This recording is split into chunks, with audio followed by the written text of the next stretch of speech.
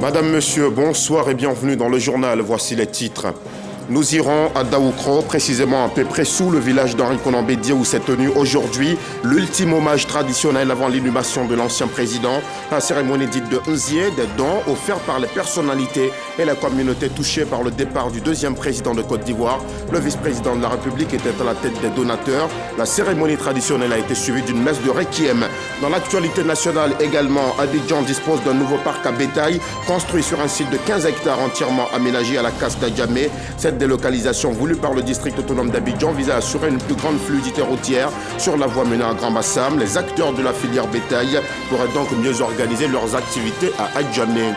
Et puis en Afrique du Sud, les premiers résultats des élections générales sont connus. Ils offrent une totale réconfiguration de l'échiquier politique avec l'ANC qui perd plus de 15 points par rapport à 2019 et tombe à 40% des voix, perdant ainsi sa légendaire majorité au Parlement. C'est une réconfiguration dont comptent bien tirer profit les partis de l'opposition. On en parle en toute fin de journal. La Côte d'Ivoire tout entière a fait ses adieux au président Henri Konan Bédié. L'ancien chef de l'État a été inhumé dans la stricte intimité familiale ce samedi 1er juin à Pépressou, son village. Mais avant l'ultime séparation, une messe de requiem et d'abondantes prières pour le repos de son âme. D'éminentes personnalités y ont pris part, dont le vice-président Tiemoko Méliès connaît le récit d'une difficile journée chargée d'émotions avec Alexis Ouedraogo. La chapelle Sainte-Anne de Pépressou était un don du sphinx de Daoukro aux fidèles chrétiens catholiques de la terre de ses ancêtres.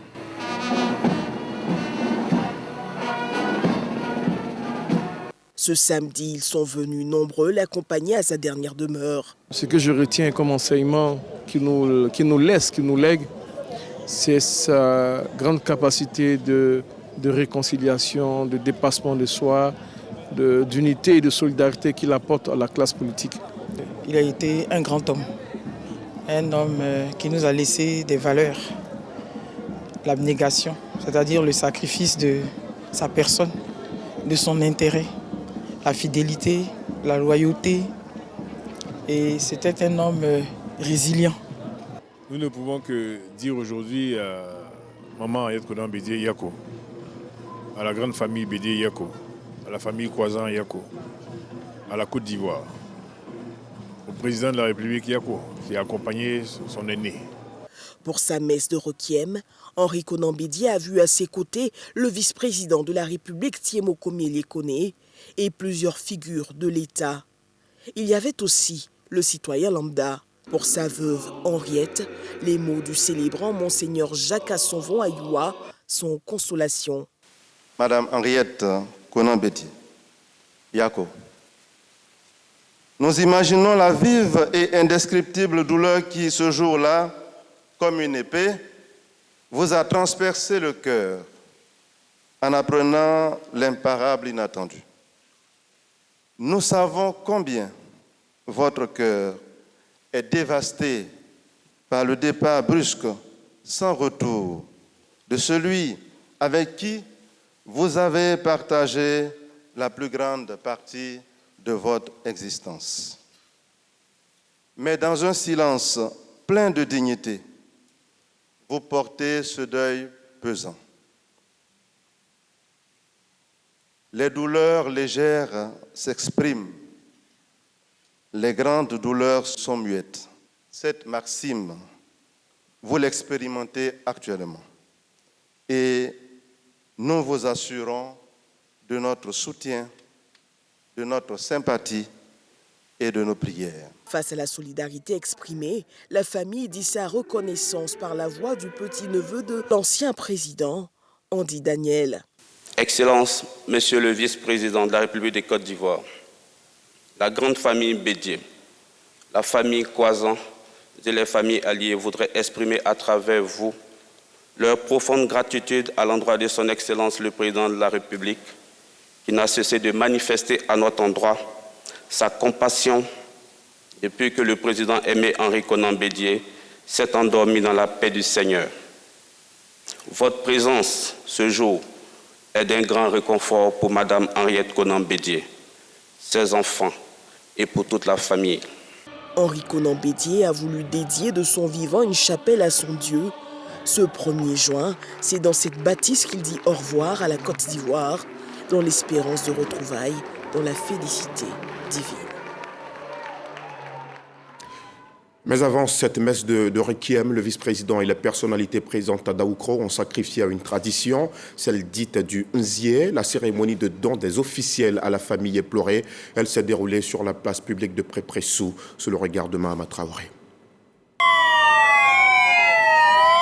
Notre arrivée à Daoukro coïncide avec un moment unique, celui de l'ultime départ du cortège funèbre, portant le président Henri Konan Bédié de sa résidence vers le village de Pré-Pressou, sa terre d'origine. 8 km de distance à parcourir, 8 km d'émotion.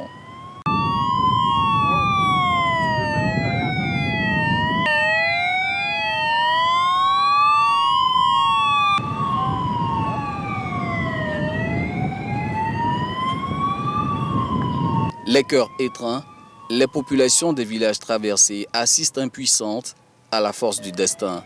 Désormais, elles parleront au passé de celui d'entre eux qui fut président de la République de Côte d'Ivoire de 1993 à 1999. Une fois à destination, la dépouille de l'ex-président du PDCI RDA est conduite sur la place publique de Pré-Pressou. Considéré comme un dignitaire à Caen, l'ex-chef d'État est venu pour le dernier Nzié, cérémonie traditionnelle de don en hommage aux défunts.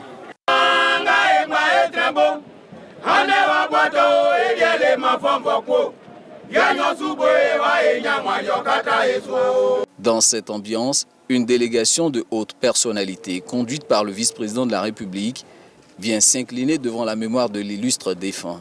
Au nom du président de la République Alassane Ouattara, Tiemokomé Ilie-Kone est venu une fois de plus apporter le soutien et le réconfort de la nation. Comme le veut la tradition en pays baoulé, il est procédé aux échanges de nouvelles. Exercice assuré par le ministre Jacques Kona Assaoré pour le compte du gouvernement.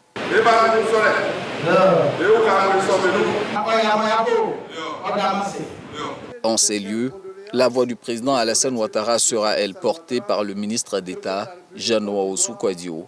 Au regard des hommages républicains et populaires qui ont été rendus au président Henri Konan Bédié, Monsieur le Président de la République me charge d'adresser ces remerciements appuyés à toutes et à tous pour votre exceptionnelle mobilisation à toutes les étapes des hommages qui ont été organisés ici et ailleurs pour saluer la mémoire de son aîné, le président Henri Konan Bédié.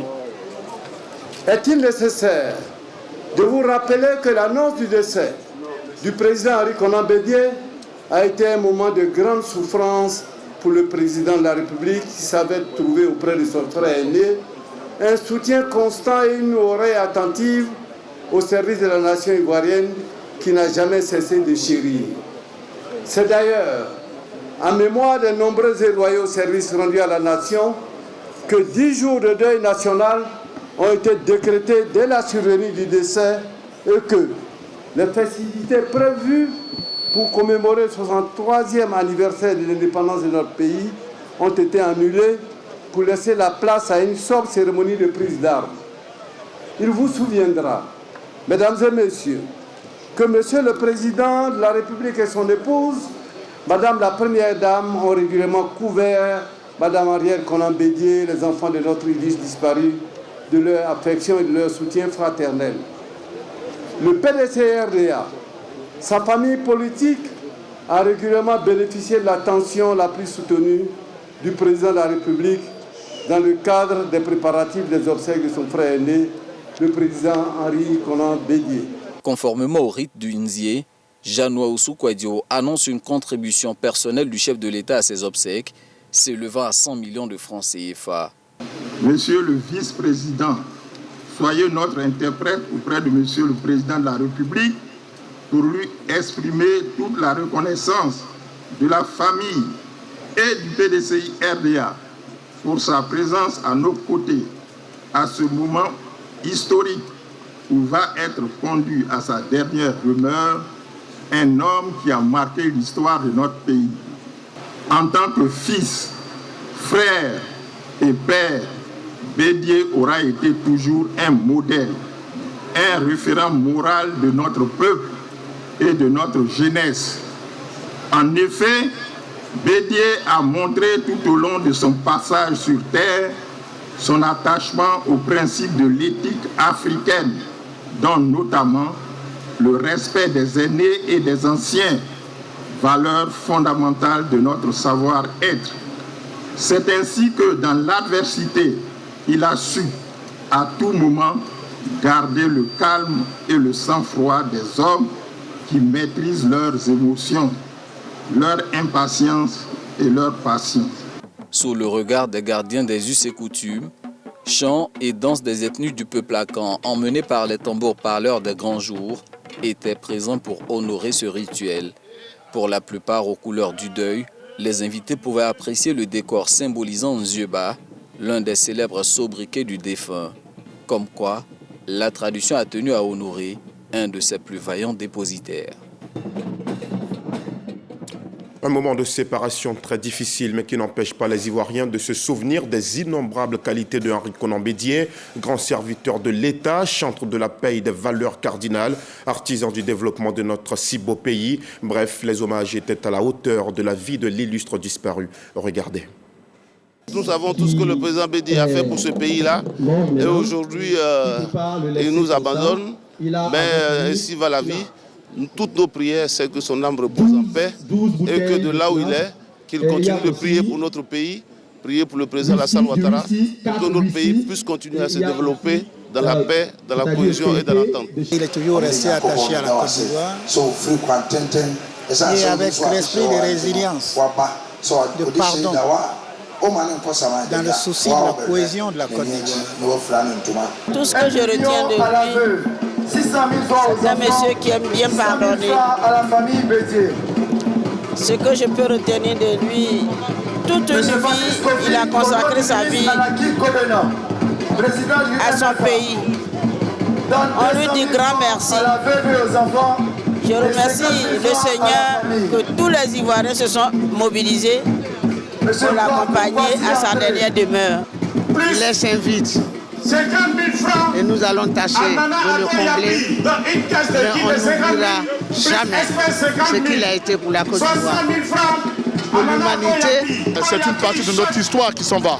Donc c'est tout à fait légitime que la nation soit là, que le PDCI-RDA soit là et qu'ensemble on puisse enterrer ce digne fils dans l'honneur. Nous demandons donc à Dieu de continuer de nous éclairer, de nous accorder sa sagesse pour qu'après le président Henri Konan Bédié, le pays reste uni et prospère pour que nous puissions relever tous les défis si nombreux qui nous attendent.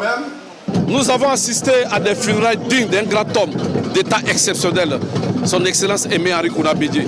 Toute la nation, avec à sa tête le président de la République, et toutes les composantes ont tenu à rendre un vibrant hommage à Aimé Henri Konan Bédié. Et nous en sommes fiers. Henri Konan Bédié a permis à la Côte d'Ivoire de rester debout. Nous retenons tout simplement. Le vice-président Thiemoko Médiel-Koné était accompagné à peu près de plusieurs cadres et membres du gouvernement. Tous, vous le verrez, saluent l'immense héritage que laisse derrière lui l'ancien président Henri Konan Bédié. Le reportage de Charles Tatou.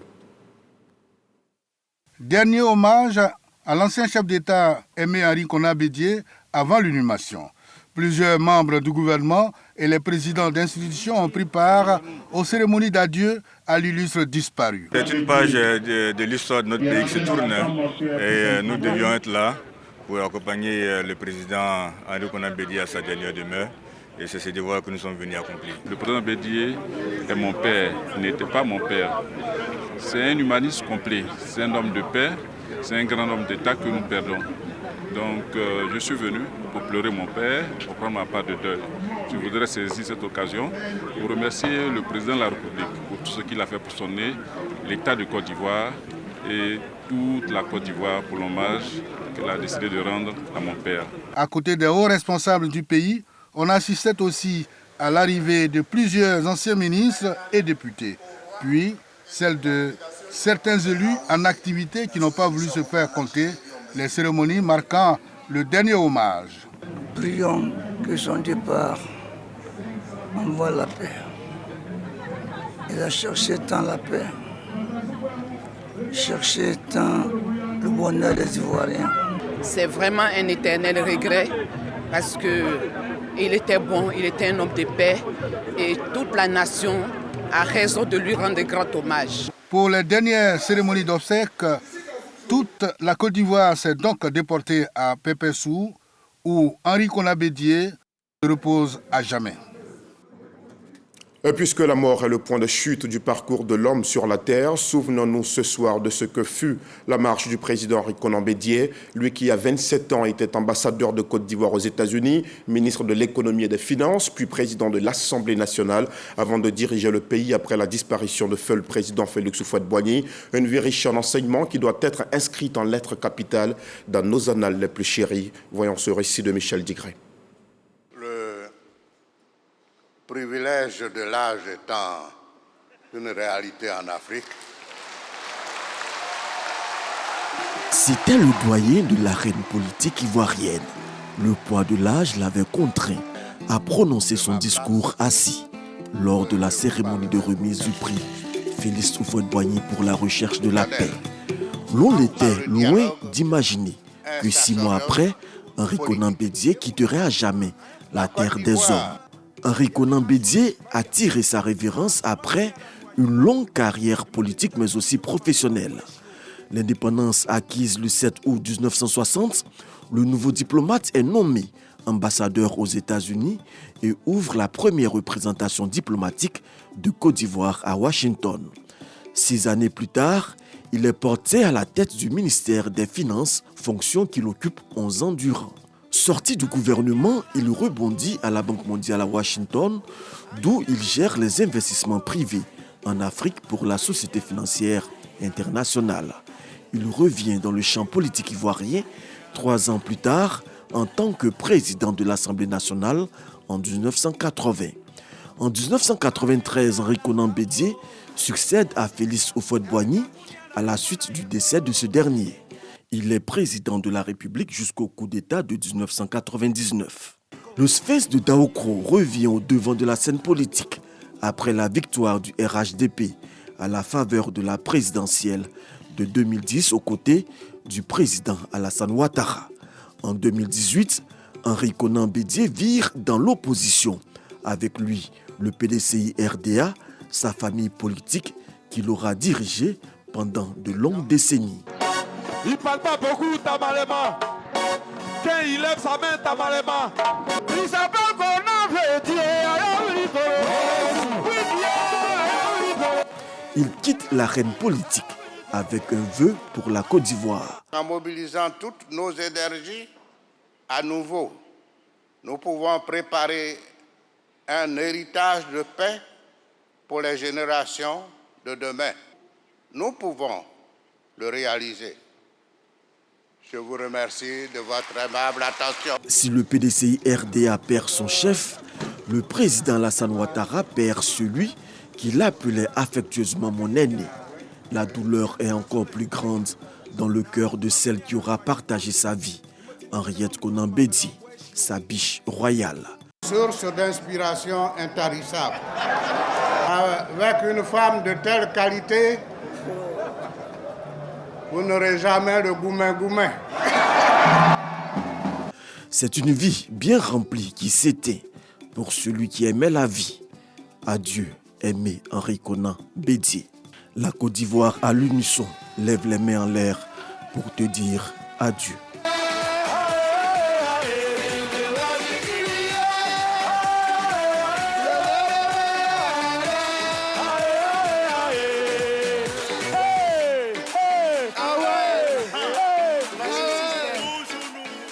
Tout simplement, Henri Konan Bédié, un homme, une vie, un parcours qui serviront à jamais à la postérité. Reposez en paix, Monsieur le Président. Dans un autre chapitre, Abidjan dispose d'un nouveau parc de bétail. Il vient d'ouvrir précisément à Djamé, d'une étendue de 15 hectares. Ce parc est une volonté du district autonome d'Abidjan pour mieux organiser le commerce d'ovins et de bovins dans la capitale économique. Voyons le sujet de Khalil Diomandé. Aux encablures du pont ferraille dans la commune d'Adjamé, un parc à bétail d'une superficie d'environ 22 hectares. Ce site à l'initiative du district autonome d'Abidjan est destiné à accueillir tous les commerçants de petits et gros ruminants de la capitale économique ivoirienne. Ils sont déjà nombreux à avoir posé leurs valises sur le nouveau parc à bétail. Aujourd'hui, nous nous retrouvons ici à Djamé, sur ce grand espace. Je n'ai jamais vu, c'est la première fois. Donc, ça nous va droit au cœur. C'est aussi le lieu de remercier le gouvernement ivoirien, qui dans sa politique de satisfaire la population ivoirienne en matière de grands ruminants et petits ruminants, a voulu bien instruire le gouverneur du district de la ville d'Abidjan pour installer les acteurs de la filière viande bétail. Au nom du président de la filière bétail et viande de Côte d'Ivoire, Ibrahim Dao félicite le district autonome d'Abidjan pour ce nouveau site et invite tous les commerçants à y converger. Nous respectons ce que l'État de Côte d'Ivoire dit, puisque nous travaillons avec les lois et les règlements de la Côte d'Ivoire. Nous invitons à tout le monde, tous les acteurs, de venir ici et à la place, on va travailler. À quelques jours de la Tabaski, les acteurs de la filière bétail rassurent que le marché est suffisamment approvisionné pour faire face aux besoins des populations et surtout à des coûts raisonnables. Par ailleurs, des actes de violence ont été perpétrés aujourd'hui à l'abattoir de Port-Bouët en rapport avec cette délocalisation du parc à bétail sur ce nouveau site. Le bilan fait état de blessés et de dégâts matériels. Le communiqué du district autonome d'Abidjan lu par Grace Kando. Communiqué du district autonome d'Abidjan suite à des actes de violence perpétrés à l'abattoir de Port-Bouët. Dans le cadre de la lutte contre le désordre urbain et en vue d'assurer une plus grande fluidité routière sur la voie menant à Grand Bassam, le district autonome d'Abidjan, après concertation avec les acteurs de la filière bétail le lundi 18 mars 2024, a entrepris la délocalisation du parc à bétail sur un nouveau site de 15 hectares entièrement aménagé à la casse d'Adjamé. Faut-il le rappeler, l'occupation anarchique de la chaussée déjà rétrécie consécutivement aux travaux d'aménagement du carrefour Akwaba génère d'énormes nuisances pour les voyageurs devant rallier l'aéroport ainsi que pour les travailleurs obligés d'emprunter le carrefour en travaux. C'est dans la mise en œuvre de la mesure de délocalisation, qui est une décision concertée et judicieuse, que des agents du district et des fonctionnaires de la police ont été pris à partie ce samedi 1er juin 2024 par des acteurs opposés à ce processus qui avait déjà initié des actes de violence sur des travailleurs. Ces actes de violence ont été commis en dépit d'une médiation entreprise par le maire d'Adjamé, Farikou Soumaoro. De nombreux acteurs ont accepté de partir et ils sont nombreux à avoir déménagé. Il se trouve qu'un groupe minoritaire de réfractaires a choisi de s'opposer par la violence aux accords obtenus avec la majorité. Le bilan du choix de la violence par le groupuscule réfractaire fait état d'une quinzaine de blessés, de 2 véhicules 4x4 cambriolés et incendiés, de 2 porte-chars incendiés, de 2 pelles mécaniques incendiées, d'un bus de la Sotra saccagé. Le district autonome d'Abidjan, tout en souhaitant des vœux de prompt rétablissement aux blessés, condamne ces actes de violence et note que les dispositions ont été prises pour donner une suite judiciaire à cette affaire. Le district autonome d'Abidjan voudrait rassurer les populations sur la poursuite du processus de délocalisation jusqu'à son terme. Fait le samedi 1er juin 2024, direction de la communication, district autonome d'Abidjan. Et dans un tout autre chapitre, les présidents de conseils régionaux sont à Lyon, en France, sur invitation du conseil régional de l'Auvergne-Rhône-Alpes. Ils veulent asseoir la coopération dans les domaines de gestion des ressources en eau, mais aussi renforcer le tissu agricole commun. Le président du conseil régional du Ouagadougou, le ministre de l'Hydraulique, Bouaké Fofana, y prend part. C'est une plateforme créée grâce aux efforts de la diplomatie ivoirienne en France. Les précisions de Franck Quadio.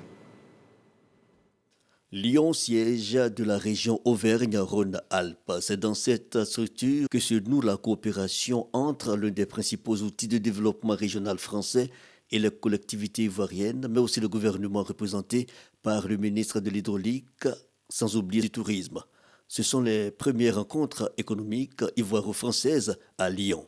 Notre action ici en France, telle que le président Alassane Ouattara nous l'a recommandé, c'est d'inviter les entreprises françaises à venir encore davantage en Côte d'Ivoire. Car la Côte d'Ivoire offre au monde, aux Français, la meilleure place au monde. Mieux qu'en Chine, mieux qu'aux États-Unis. De façon pratique, 5 présidents de conseils régionaux, des fêtières du secteur privé et des PME, mais aussi le CPC et la Chambre d'agriculture autour de thématiques liées à leur entité ont multiplié communication, relations d'affaires et partenariats. Dans notre JBC, il y a quand même de bonnes informations, notamment des commandes concrètes que nous avons donc pu avoir auprès, bien sûr, donc de certains entrepreneurs et de certaines PME. Aujourd'hui, ce partenariat que l'on fait va permettre d'ancrer dans la durée et de mettre à disposition des machines qui vont être testées. Principale attraction, le dynamisme ivoirien en matière environnementale et d'assainissement. La tâche est dévolue au ministre de l'Hydraulique, Bouaké Fofana, qui a animé une table ronde dédiée aux enjeux de la gestion des déchets et de l'eau pour un meilleur cadre de vie des Ivoiriens. C'est aussi l'une des questions abordées lors de cette rencontre privée entre le ministre Bouaké Fofana, le consul général de la Côte d'Ivoire à Lyon, l'ambassadeur Maurice Kwaku-Bandama et le président de la région Auvergne, premier pôle régional industriel de France. Quel est l'objectif ? Accompagner la Côte d'Ivoire d'abord sur la sécurisation de sa ressource en eau. Pouvoir mesurer le niveau des nappes, quel est le niveau de la ressource en eau et avoir un programme de développement et de travail commun dessus en mettant à égalité des entreprises françaises et des entreprises ivoiriennes. Ce projet a commencé par un essai dans la région du Bélier, qui aujourd'hui nous considérons comme un succès. Et nous entendons très rapidement étendre ce projet à l'ensemble du pays. La région Auvergne-Rhône-Alpes accompagne des projets divers dont le numérique et l'industrie futuriste.